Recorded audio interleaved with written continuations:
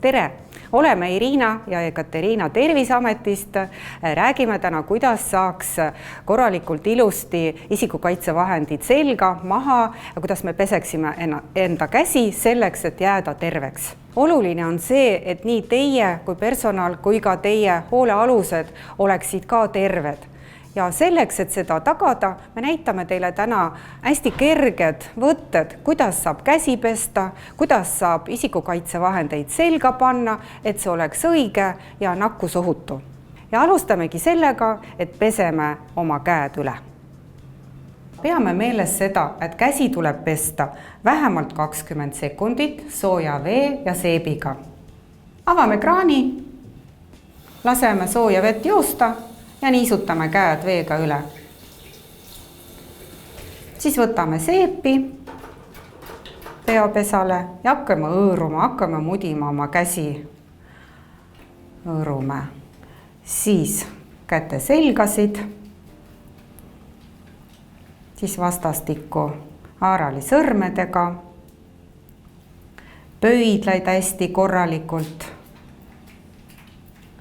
Sõrme otsi, sest küünte all kogunevad ka meil bakterid ja viirused.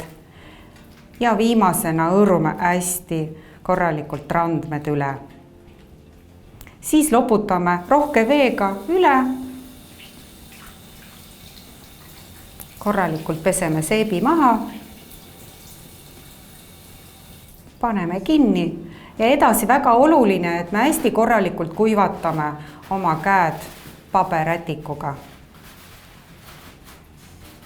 Sest kui mõni viirus või bakter ikka jääb naha peale, siis ta niiskes keskkonnas võib säilida.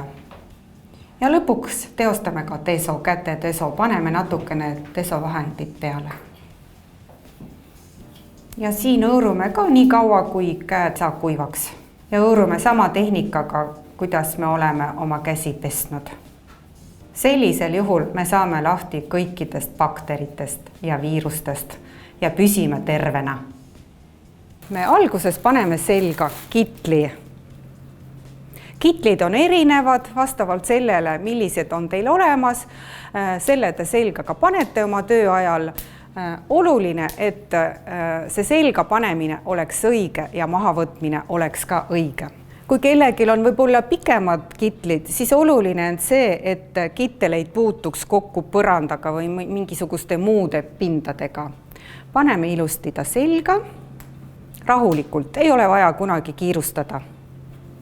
Järgmisena me paneme maski ette ja paneme siis niimoodi, et sätime maski hästi näole ligidale, et ta kataks nii nina kui ka suu ja vaatame kindlasti, et voldid vaataksid allapoole.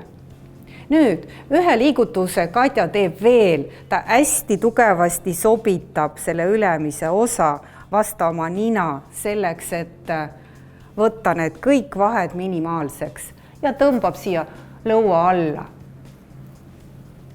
Ja viimasena paneme kätte kindad ja kinnaste ääred paneme niimoodi, tõmbame peale, et oleks ilusti kittel kinnaste all. Meie tavalised isikukaitsevahendid on meil seljas ja käes. Kui me oleme oma töö lõpetanud, siis võtame ka isikukaitsevahendid ära.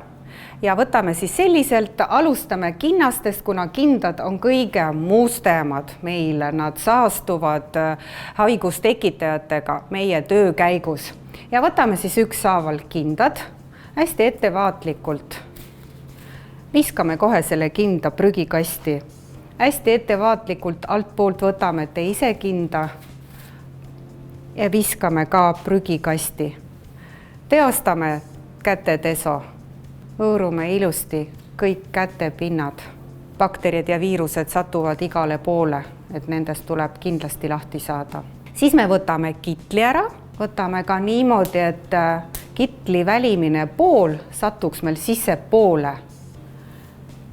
Ja rullime siis selle kitli kokku niimoodi, et see välimine pool jääks sisse poole. Ja selle rulli paneme ka prügikasti ja teeme deso ka kohe. ja puhastame käed. Ja viimasena võtame ära maski. Ja maski võtame ära nii, et me ei puuduta maski välipoolt. Katja näitab praegu, kuidas ei oleks vaja maski ära võtta. Ei oleks vaja niimoodi, et kui me tõmbame selle maski esipinnast, võtame kinni ja tõmbame maha. Võtame ikka nendest kummidest kinni, tõstame selle maski ettepoole endast ja viskame ka kohe prügikasti. Ja pärast igat sellist protseduuri, selle protseduuri lõpus puhastame ka käed.